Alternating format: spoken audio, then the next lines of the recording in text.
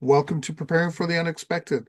I'm your host, Alex Fullick, and as always, we like to talk about things related to resilience, risk, business continuity, anything that helps you, your organization, or your community prepare for, respond to, and overcome adverse situations.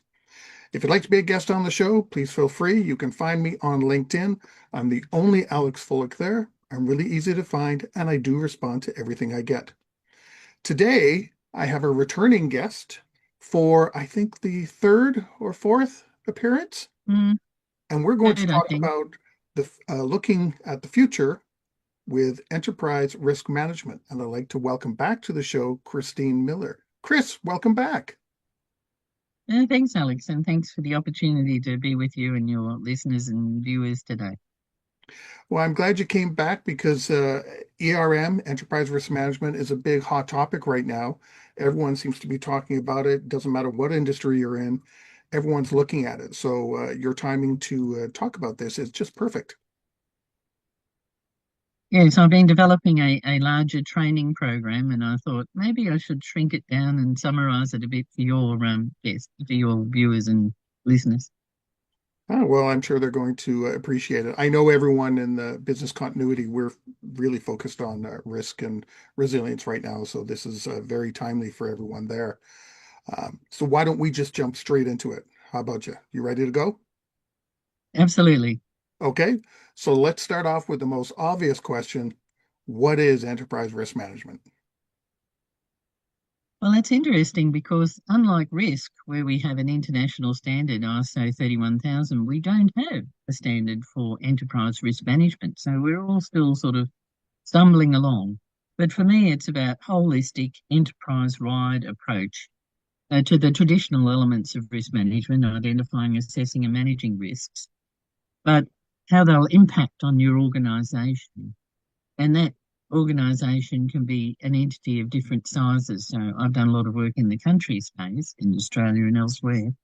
But also, it could be your business, it could be your charity, your not for profit, your private sector business that might be listed. It could be any number of entity types. So I'll try and think about entity and invite your viewers to think about how that would apply to their context, to where they work or where they put their energies. And further to that, it's about how those impacts that I mentioned on your entity might um, create issues, both positive and negative, because often people think of it all as being negative threats. There are opportunities too, and But how they risk might risk is a four-letter word, so people always see that as something exactly, bad. and how these impacts might assist or damage your objectives and strategic, operational, financial, and compliance risks for your business or your entity, whatever that might be. You bring up an interesting point there, risk being a four-letter word, people see it as bad, but you mentioned opportunity. Can you explain how risk, which is often seen as something negative, can actually be an opportunity? Indeed.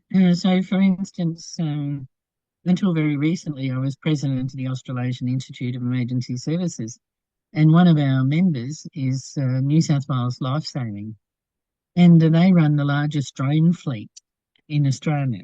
That's unmanned aerial vehicles, if you want to be more technically correct. Now, for a long time, drones were just seen as something that the military played with, and of course, Ukraine has demonstrated they can be quite serious, both in terms of intel and actual combat. But what they found in the surf lifesaving space is, and they're expanding their capacity, it has a wonderful opportunity to rescue people. So now with some of the heavier lifting drones, they're looking at dropping um, supplies. So until they can get the rescue boats or people to them, they can at least get them some sort of flotation device, those kind of things that would help swimmers in trouble. So it's gone from, oh, isn't this fun to play with, to a real opportunity to make a real difference to people who might otherwise have drowned. And they also had the contract for our um, shark netting. Mm. In Australia, for a very long time, some of our major beaches have been shark netted to try and keep those away from the swimmers. Good idea. Uh, and for a long time, we used boats. So to deal with that threat or hazard of sharks, we'd send these boats out and they would go along the shark nets and they would get the dolphins and various other creatures that we didn't want to harm. And now they send the drones out and they only send the boats out when they need to. So here's an example where there's risks and opportunities getting all tangled up together in the shark nets. But Hmm. it just makes the point that if you think innovatively, you can take something that's a hazard and use an asset to mitigate it in a different way. And use your resources more effectively. Rather than having all these boats Absolutely. all over the place and all these nets, you can now target specifically with um, less less boats and less nets, I guess, is a way of saying that, but in targeted areas that actually help. Yeah, and we used to have a lot of aerial surveillance, planes flying up and down the coast. Now the drones do the same thing. So it just goes to show that you can make really good business decisions, and I'll talk more about that in a moment about decision making. If you get your understanding of risk in the context of your entity, your business, uh, in a better shape of preparedness. And since we're talking about preparing, we want everyone to be better prepared. And this whole risk discussion is about better preparedness as well as response and mitigation. Well, you mentioned decision making. Let's go there. Let's go straight to it. While we're mentioning it, let's talk about it. How does risk impact or affect, hinder or help decision making? Well, certainly in the emergency management space, you better be in the risk management as well. Lots of decisions that I've made over the nearly 50 years, more than actually 50 years, I've been involved in emergency management. I did start very young. The You're all the time balancing off risk and decision making, and sometimes you're making really hard decisions. Of course, you have limited resources. We're having some terrible flooding in the north of New South Wales, where I am at present, where they're setting new records. Now, those colleagues up there will sometimes be making extremely difficult decisions about deploying scarce assets like swiftwater rescue and um,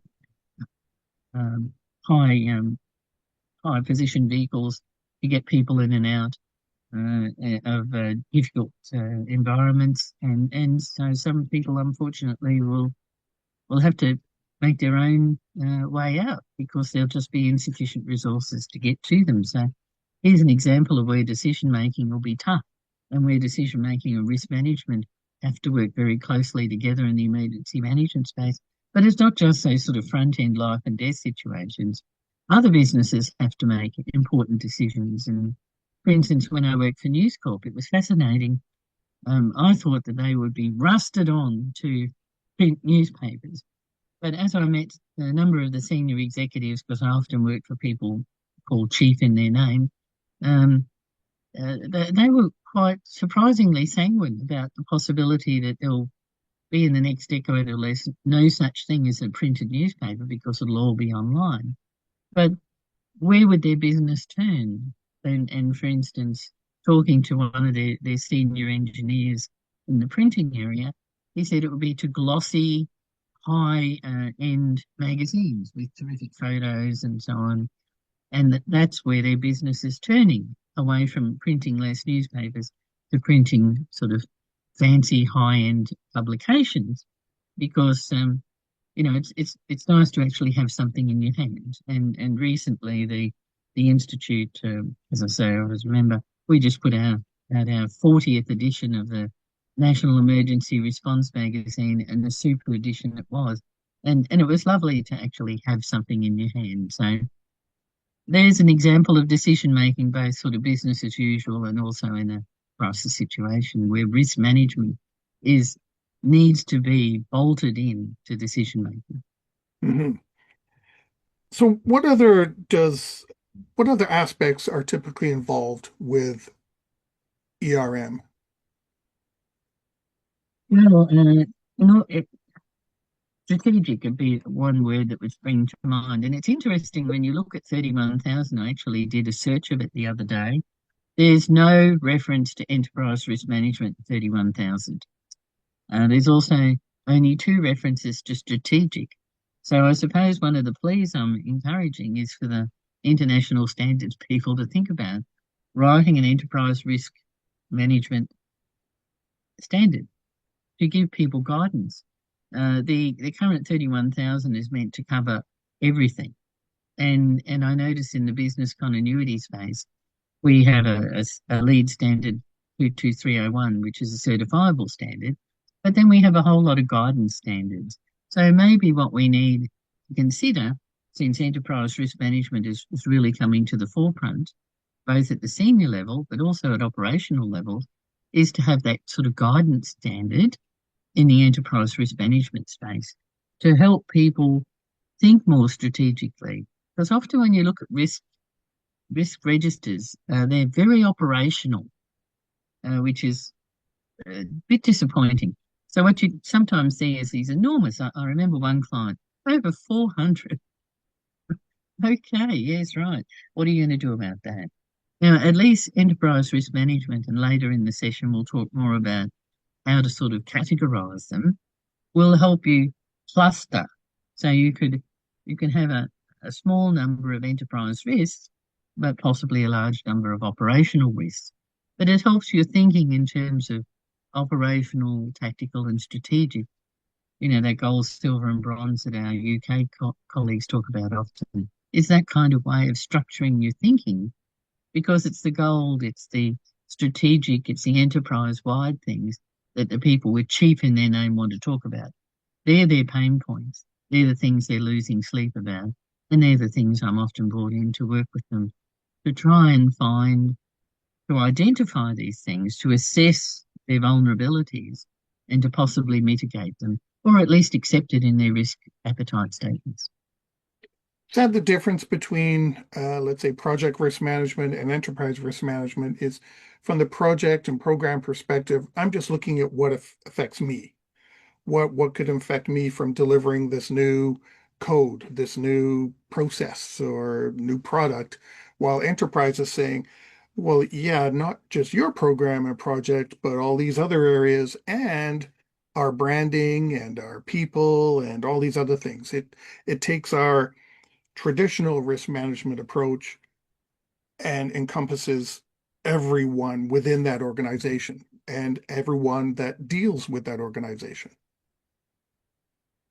Indeed, and it'd be very unlikely to have a project that sort of stood alone, that wasn't in some way integrated either internal dependencies or external dependencies. For instance, a lot of the IT projects I've been involved in, some of it is done in-house, but a significant portion of it is often outsourced or involves another provider. And how does that work? So, for instance, when I worked for a charity, they had a good in-house capacity in IT, but they also had a couple of external providers that were very central to their ability to deliver services and how all that integrates. So understanding those interdependencies, one of my favorite topics in the business continuity space. Know your interdependencies because they're often the ones that, to use a possibly Australian phrase, bite you on the bum when something goes wrong. And if you haven't mapped those dependencies, if you don't understand how your business process integrates in your business and beyond your business, that's often when you find out the hard way. And that's a very bad day at the office. So you need to be trying to get ahead of the curve to map your business processes.